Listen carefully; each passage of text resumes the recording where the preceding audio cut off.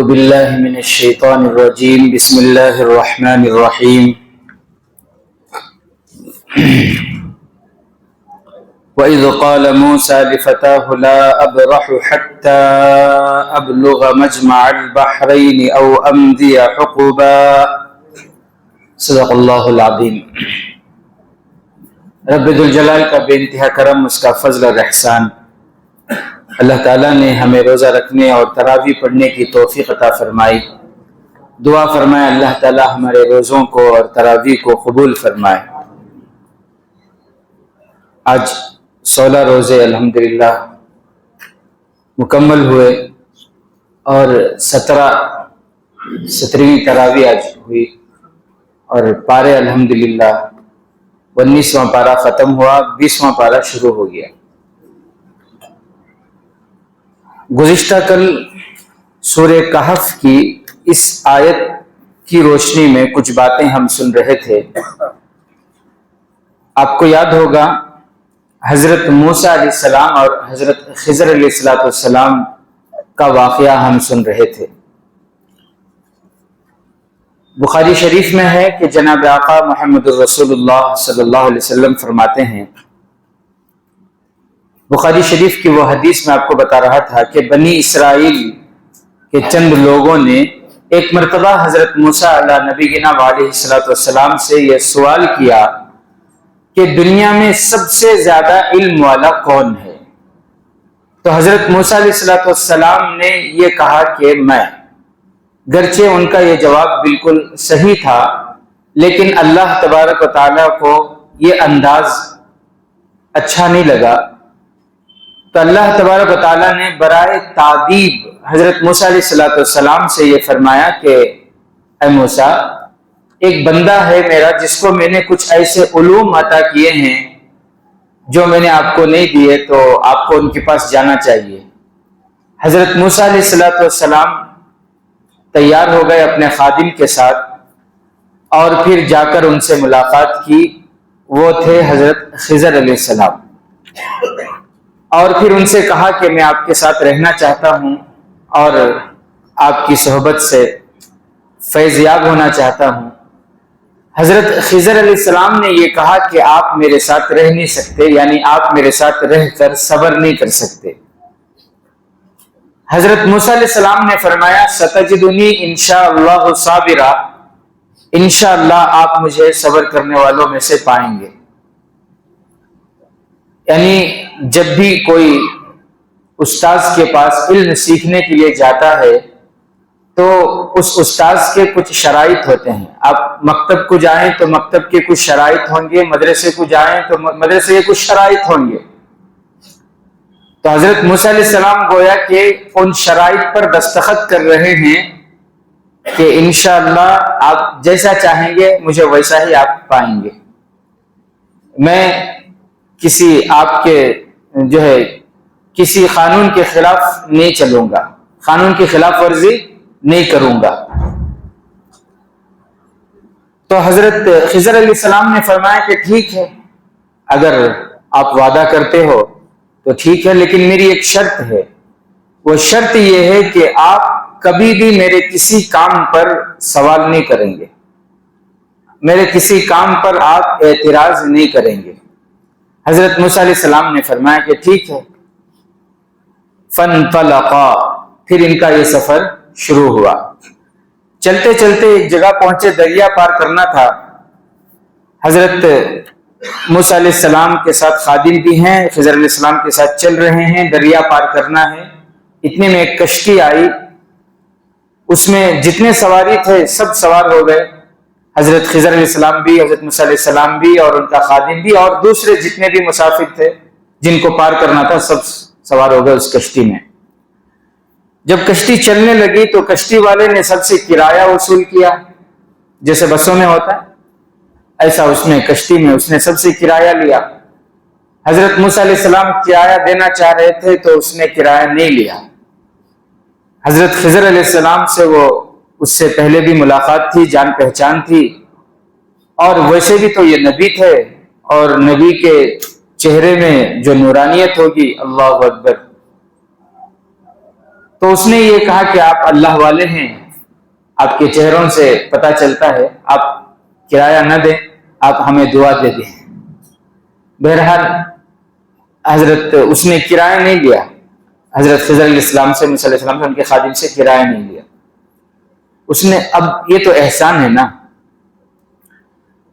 چل رہی تھی کشتی، ابھی اترنے سے پہلے حضرت خضر علیہ السلام نے یہ کیا کہ اس کشتی کے ایک تختے کو توڑ دیا۔ تختے کی ہوتی کشتی، ایک تختے کو توڑ دیا اور وہاں سے پانی آنے لگا۔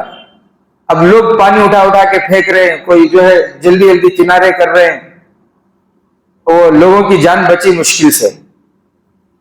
اب وہ کشتی عیب دار ہو گئی، وہ کشتی کیا ہو گئی؟ عیب دار ہو گئی۔ ایک اچھی خاصی کشتی تھی، اس کے ایک تختے کو حضرت صلی اللہ علیہ وسلم نے توڑ دیا تو حضرت موسیٰ علیہ السلام کو غصہ آ گیا۔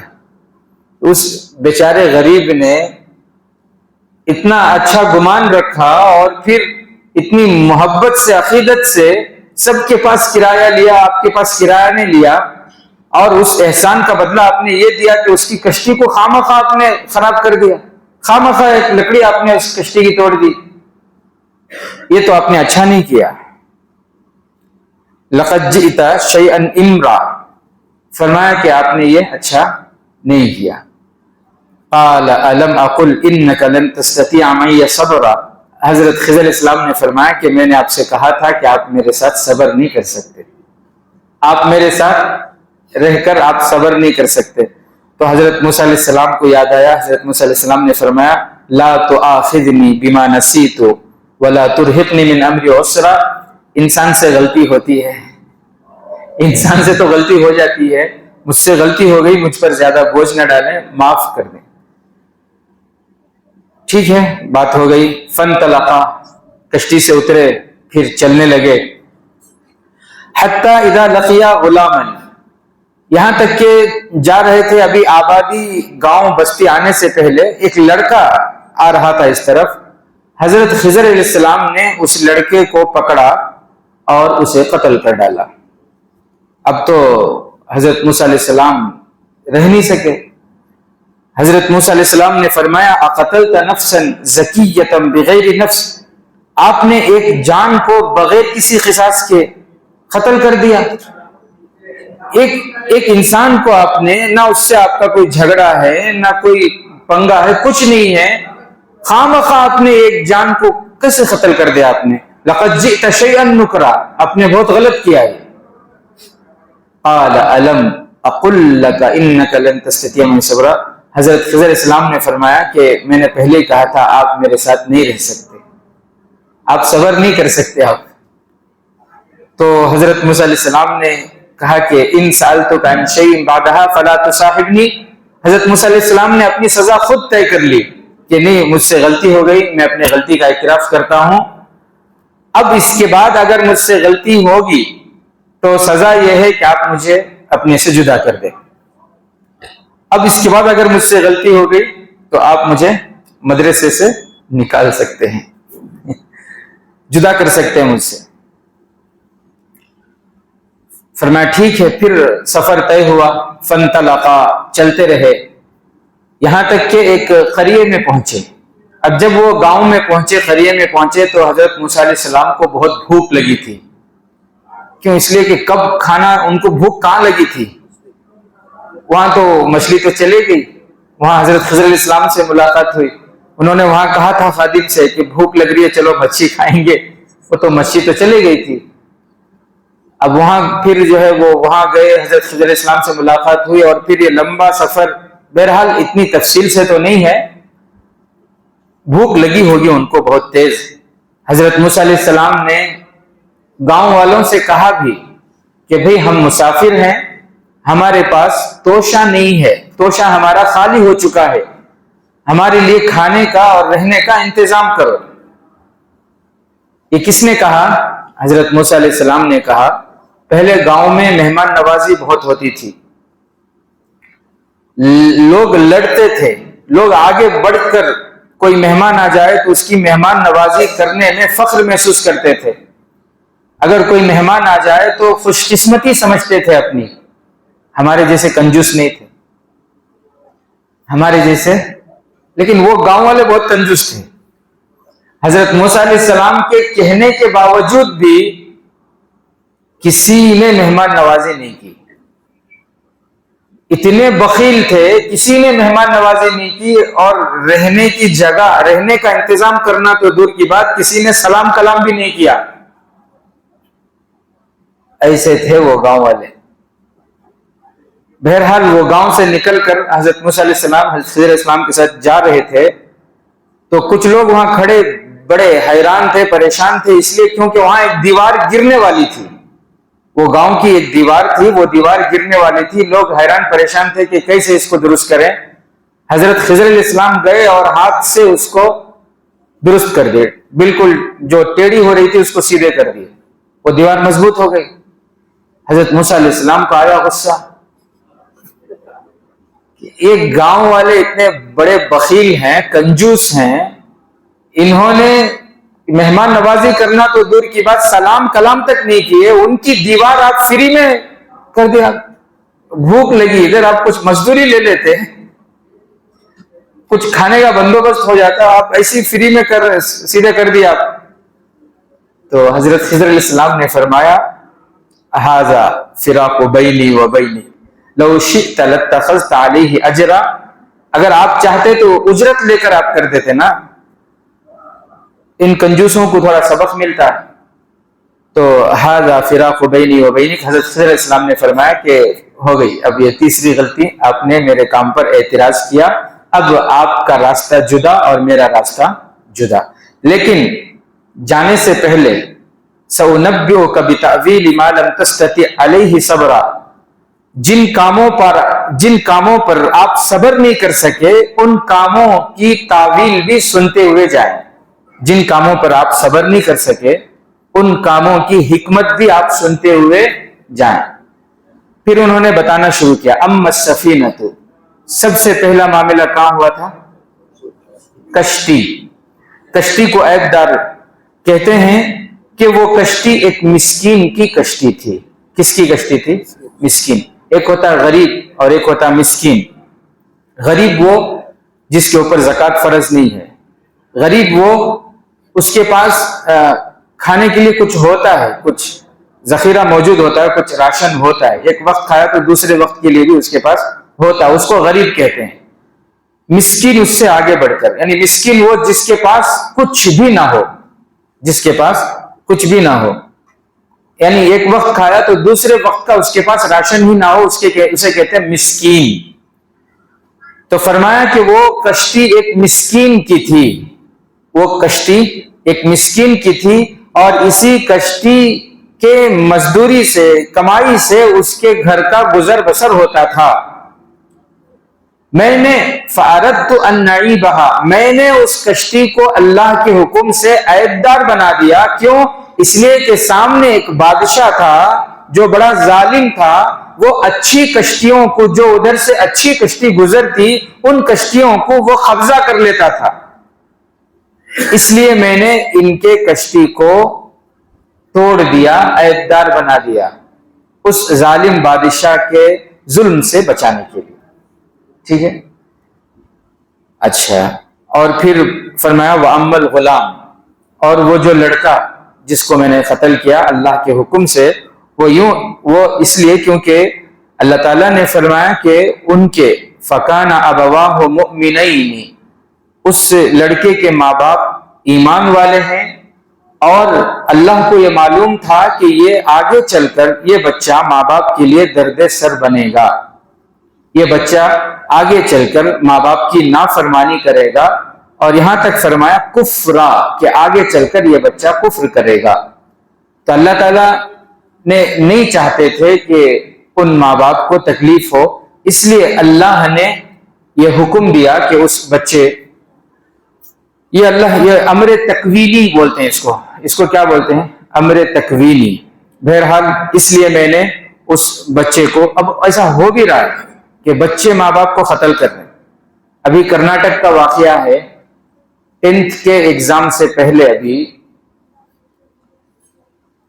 ایک ہی لڑکا اور ایک لڑکی، ان کو بچی، بڑی بچی، بچہ جو ہے چھوٹا، وہ چھوٹا بچہ SLC کا اس کا ایگزام ابھی چل رہا تھا.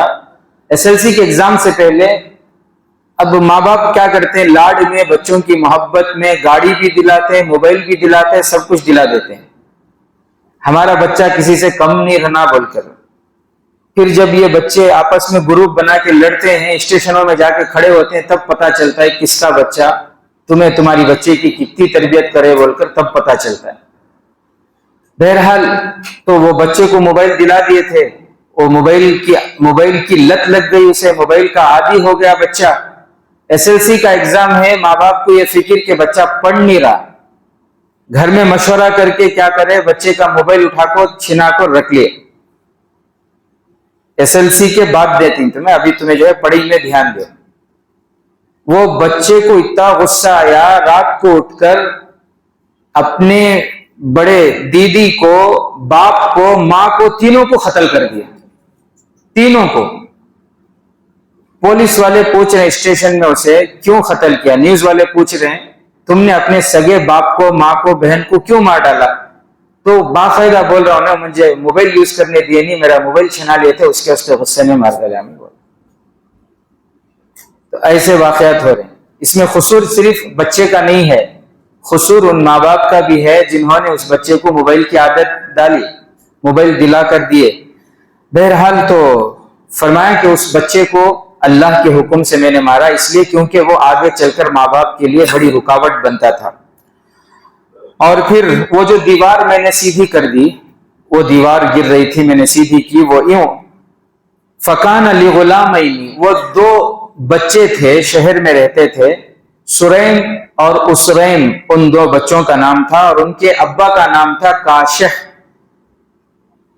وکان تحتہ کنز لہما, ان کے آبا و اجداد نے وہ جو دو بچے تھے وہ یتیم تھے, ان کے ابا اور دادا نے ان بچوں کے لیے اس دیوار کے نیچے خزانہ چھپا کر رکھے تھے کہ ہمارے بچے بڑے ہوں گے اور بڑے ہو کر یہ جو ہے حاصل کر لیں گے, ان کو یہاں سے نکال لیں گے. تو وہ دیوار گر رہی تھی, گاؤں والوں کو لگ رہا تھا کہ ہمارے مفت میں کام کر رہے ہیں, ہم نے کھلایا نہیں پلایا نہیں, مفت میں ہماری دیوار سیدھی کر کے جا رہے ہیں. حضرت موسیٰ علیہ السلام کو بھی تو ایسا ہی لگا نا, لیکن اصل میں گاؤں والوں کے نہیں, وہ گاؤں والے اتنے کنجوس ہیں, اگر ان کو معلوم ہو جاتا تو ایک پایا نہیں چھوڑتے. تو ان کے ظلم سے بچوں کے مال کی حفاظت کے لیے حضرت خضر علیہ السلام کو اللہ نے حکم دیا کہ اس دیوار کو آپ سیدھی کر دیجئے, تاکہ بچوں کا جو خزانہ ہے وہ محفوظ ہو جائے, اس کی حفاظت ہو جائے. تو یہ تینوں چیزیں جو راستے میں پیش آئی, حضرت موسیٰ علیہ السلام صبر نہیں کر سکے, تو ان تینوں کی حکمتیں حضرت خضر علیہ السلام نے ان کو بتا دی.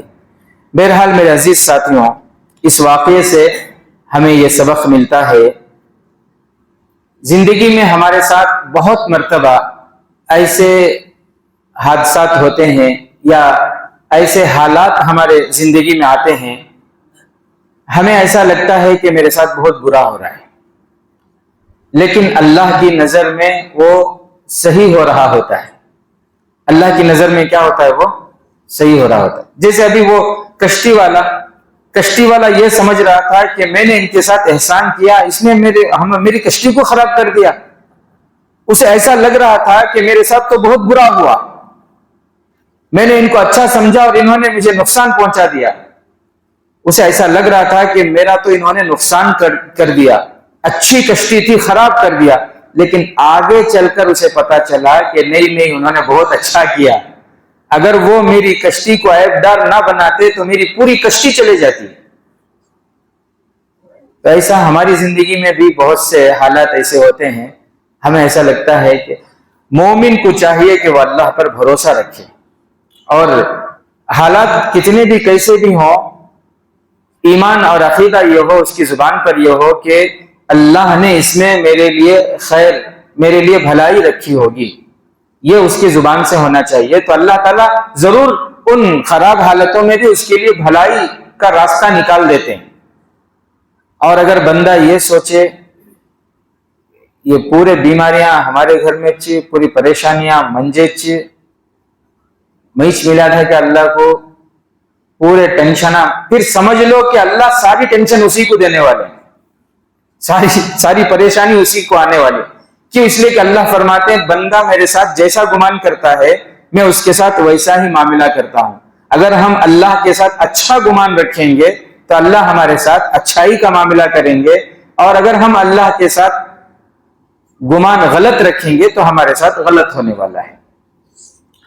اور اسی طرح میرے عزیز ساتھیوں، یہ کہ آخری سے جو ہمیں سبق ملتا ہے وہ یہ کہ دیکھو ماں باپ نیک تھے، ماں باپ نیک تھے تو اللہ تعالیٰ نے ان کے بچوں کے مال کی حفاظت فرمائی۔ ماں باپ نے جو ان کے لیے چھوڑ کر گئے اس کی اللہ نے حضرت خضر علیہ السلام کو بھیج کر ان کے مال کی حفاظت فرما رہے ہیں۔